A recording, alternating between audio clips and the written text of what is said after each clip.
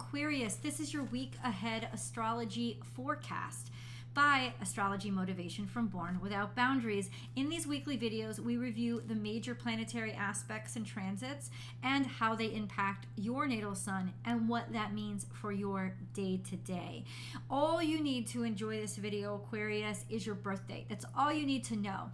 It's a little bit more accurate. No, it's much more accurate to have your natal chart so you know exactly what degree your sun sits in the zodiac sign of Aquarius. But I will translate that into correlating or estimated correlating birth date ranges for you, so you'll be able to still absolutely enjoy this video. We're going to start really broad with the big stuff that's happening, and there's quite a bit of really interesting stuff happening, especially for you guys, because Uranus is very active this week, and I like this energy. I like Uranus energy because you never can predict it and you never should try, and that's what I like so much about it. I like surprises. That's what it is. But then we'll whittle it down to Aquarius specific information, and then we'll dive into the decans. And a decan is a group of 10 degrees. Every zodiac sign has 3 of them, because every zodiac sign is a total of 30 degrees.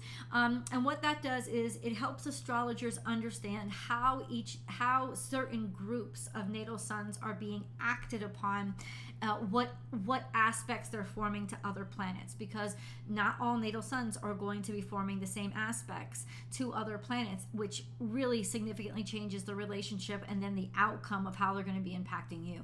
An aspect, if you don't know, is an angle that creates a energy or a relationship between 2 planets that produces an energy which is what impacts your life. So everything in astrology is based on geometry. That's what that's the geometry in the sky. So angles are a core component of that. Aspects are absolutely a cornerstone to all of astrology. So we're going to get into those. Let's talk about the big stuff, Aquarius. Now, the big stuff. We have a full moon in Capricorn, and it is phenomenal. This, by the way, is for the week of June 28th through July 4th. Happy 4th of July. I hope you're having a fantastic summer. The big stuff. Let's talk about full moon. The full moon happens on the 3rd. It is a full moon in Capricorn, since the sun is in Cancer, direct opposition, right? But the sun is not alone. Oh, no. The sun is conjunct to Mercury, which is really interesting. It's sort of the lower expression of what Uranus is. It's more what we think and how we communicate, as opposed to the broader aspect of the eternal thoughts, the bigger thoughts, the genius level thoughts that kind of groundbreakingly expand our universe. That is Uranus. It expands our universe through the mystical language of mathematics. That's what it does. So but I digress. This full moon on the 3rd is opposite Sun conjunct Mercury. It is also trine to Uranus, here's your activation, and trine to Jupiter. Because of where it sits, 14 degrees Capricorn, it is trine to both Jupiter on one side and Uranus on the other. It kind of splits down the center. It reminds me of that famous bowling shot where you can get one and then tick the other, like that famous split. It's basically a once in a lifetime shot. Not necessarily once in a lifetime, but it kind of feels that way. This is very unique energy coming through this full moon. We can expect fabulous surprises that help us expand in ways that we didn't predict, because things will be expounded upon, they will be revealed, especially in Capricorn. That's where the illumination and the release has to happen. Capricorn rules laws, rules, regulations, and corporations, corporate world, could even rule lots of greed. You know, that so there's definitely revelations coming out, because we got the sun shining with Mercury, illuminating some sort of messages or information coming out. This is a really impactful full moon.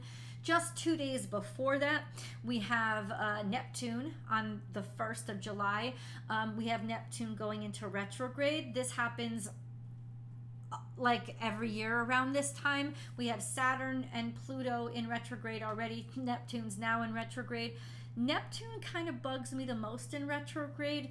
It is why If it is really under a lot of bad pressure from other aspects to planets, which it is not this week, but if it is, it can really make people, drive people to the point of desperation where they'll believe anything. Because without the buffer of Neptune's dreams, of our fantasy escape, we actually cling to escape in the real world. So people are more likely to buy stupid shit, you know, or fall for it. Because they don't have their own ability, like, because the veil is down. Now that means also some hard truths can come out, because stuff that's been made to look good now all of a sudden doesn't anymore, or stuff that's been hidden all of a sudden is revealed. So I think there could be quite a few surprises, because that goes into retrograde on the 1st, and then bam, we have this full moon in Capricorn. Just saying, that involves Uranus, and you know from being ruled by Uranus that this is an energy that likes to surprise you. It likes to throw curveballs, and it will never be predicted, but it's always going to be brilliant and rebellious against, you know, the status quo. And Jupiter, which volumizes everything, is trying to this full moon. This is an exciting time that I don't even want to necessarily predict beyond this, but oh, it's going to be very stimulating, because we also have Venus and Mars still conjuncting. In fact, they're in a tighter conjunction this week than they were last week. And so Venus conjunct Mars, especially in Leo, is very sexual and very, very romantic. This is coming together, maybe even shocking yourselves with the kind of impacts that it's having on relationships. But definitely, because Venus and Mars conjunct are square to Uranus and trine to Chiron, this is changing things up, insisting on rebelling against your norm, and especially because Chiron's involved, you have learned the hard way, so you're not going to do and make the same mistakes. This is going to be huge breakthroughs that happen, especially when it comes to that sexual energy. But Venus also rules finance, right? So Mars could also be encouraging some sort of breakthrough or push forward there. Mars encourages us to take action. So it is saying that we will need to be active and do something in order to get the most out of this conjunction. But trusting your heart, since it's in Leo, is the foundation of how you will take action and why you will take action. What else do we have? We have Jupiter sextile to Saturn and sextile to the Sun all week long. This is a very, very benefic and fortunate kind of energy that says there's opportunity anywhere. We can make anything happen. So definitely push through and take your chances this week. We have, what else? Saturn trine the Sun all week long. Saturn trine the Sun conjunct Mercury all week long, and that absolutely impacts you directly, because your traditional ruler is Saturn. So there's really some great thought processes, taking responsibility and duty and getting things done and using this for work, and maybe some brilliant ideas, and you're going to see a lot of progress happening and being able to fix things, understand things, be able to make things really function very well and work very well, or some good news coming in from authority figures or legal situations as well.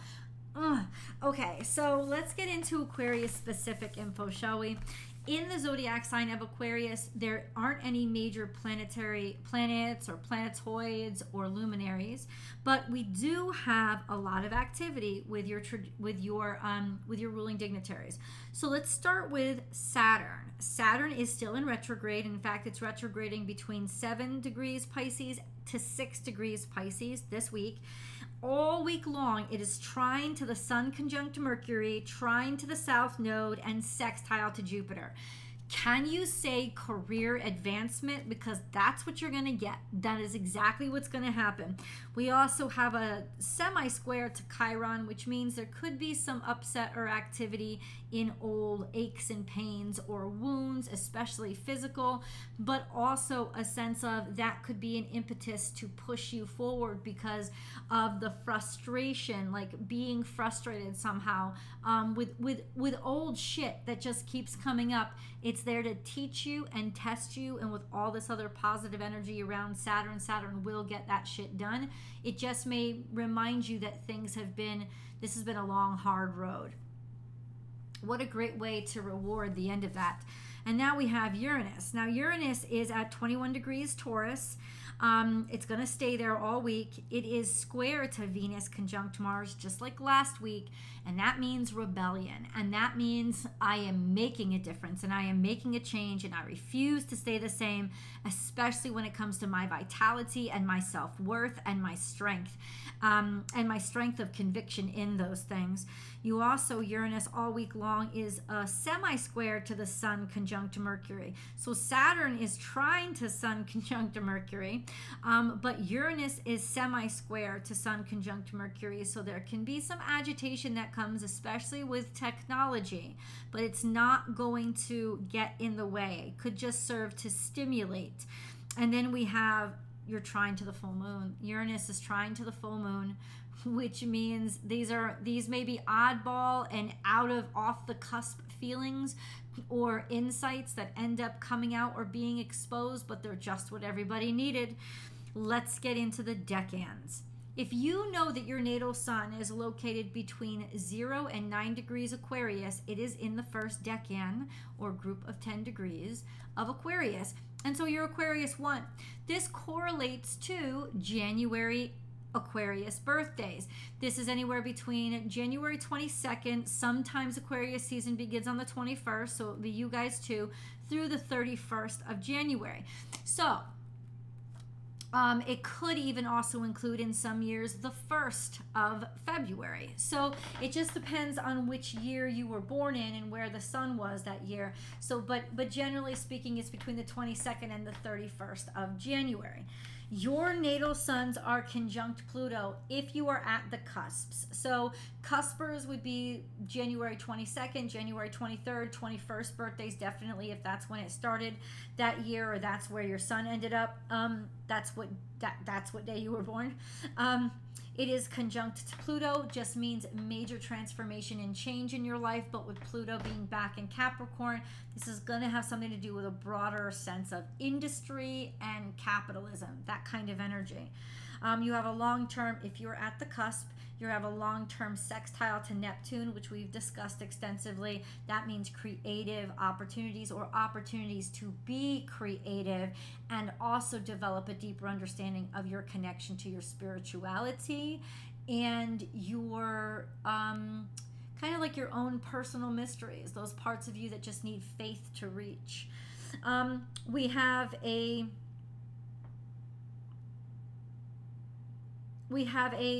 square to Jupiter in Taurus. That's especially for those of you who are born more toward the end of the first decan, so I would say more toward like the 30th or 31st of January, maybe the 1st of February.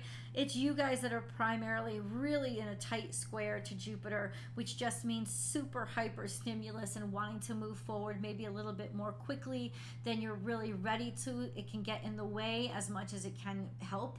So the challenge is to use this Jupiter square the sun to motivate you and help you not give up, instead of making you feel entitled and expectant of grandiosity that you may not be ready for.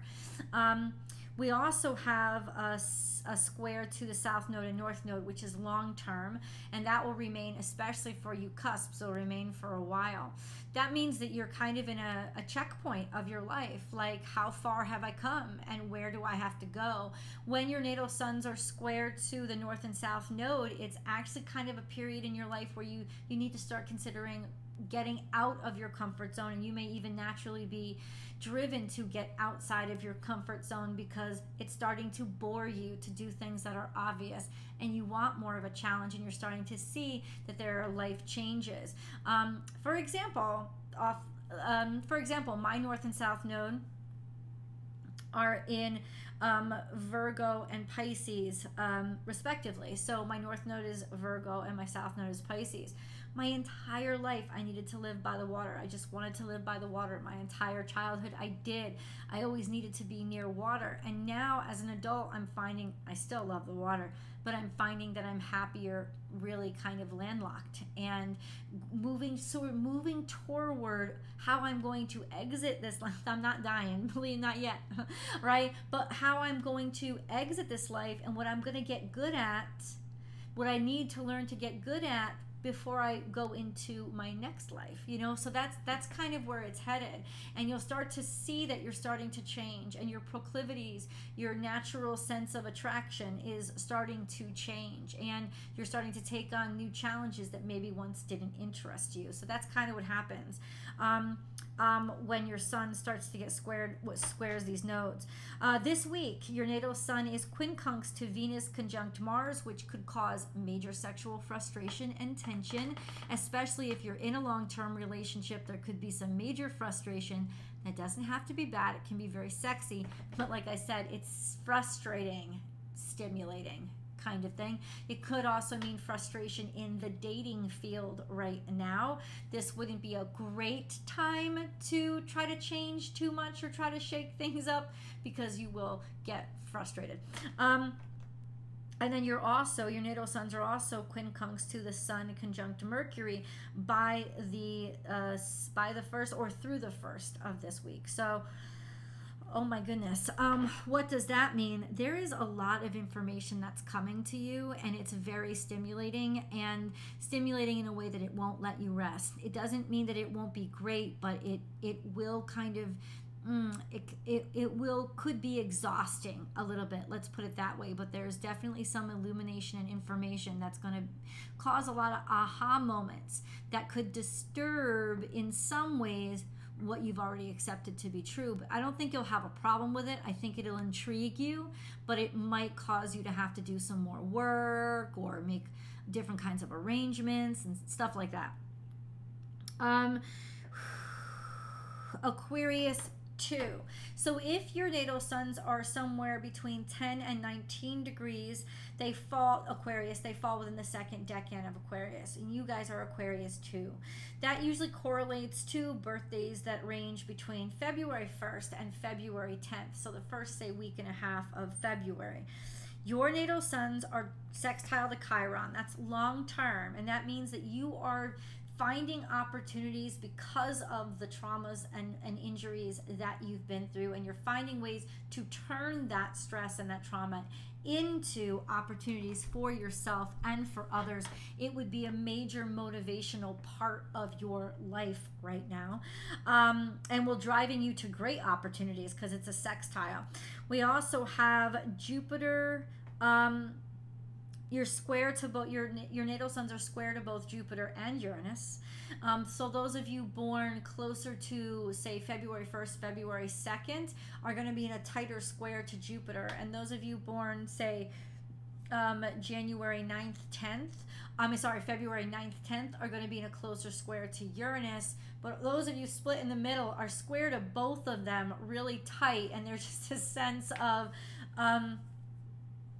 kind of a surprising shit show, right?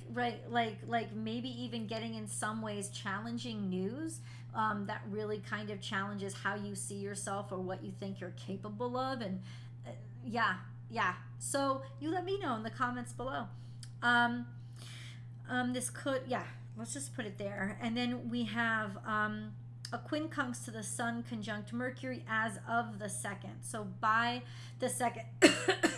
And those of you who are born around the 1st or 2nd will start to experience this quincunx earlier, but this could be some major frustration in terms of information, or the way that you speak, or the way that you communicate yourself, or what is spoken about you. So that could bring up some friction this week, especially maybe if you have to present yourself or communicate something about yourself.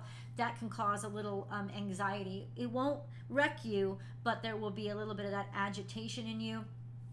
Things not coming through, information not coming in, or coming in when it wants to, not when you wanted it to.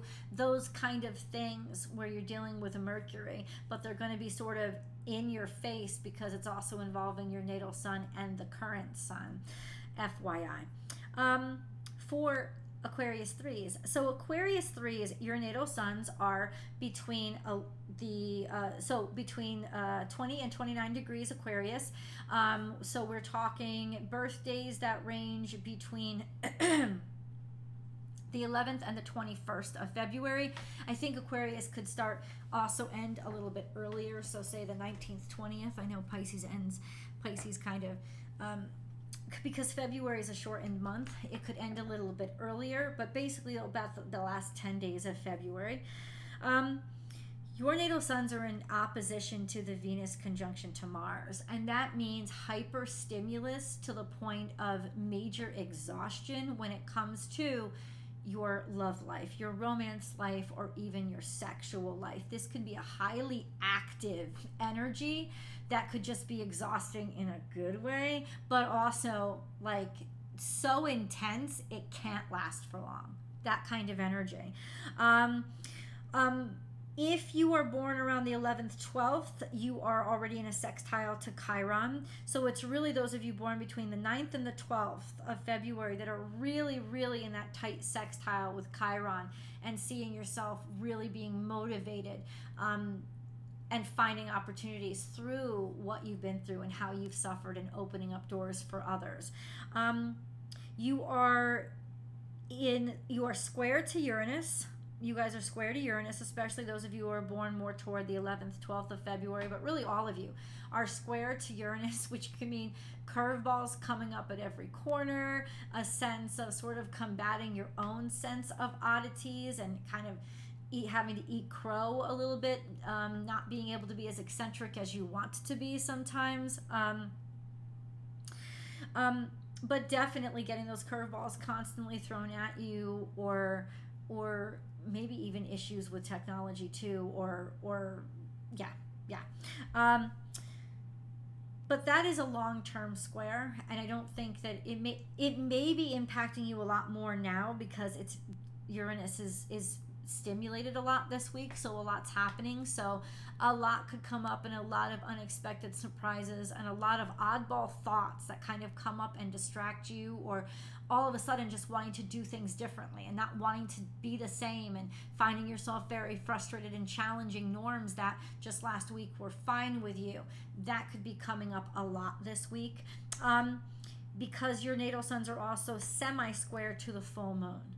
So semi-square to the full moon means there will be a bunch of little niggling, nagging, stubbornnesses that arise because of this energy that's being generated, like what is being exposed. Does that work for me or does it not? Does it irritate me? Does it create more work for me? Do I want to see this? Do I not? I don't. Do I want to see this or don't I? So there is just this sense of hyperstimulation, especially around the full moon, to release those emotions and try to get those toxic aspects out of the way so that nothing gets in your way, especially when you start hearing the information or the truths that are being exposed or coming in.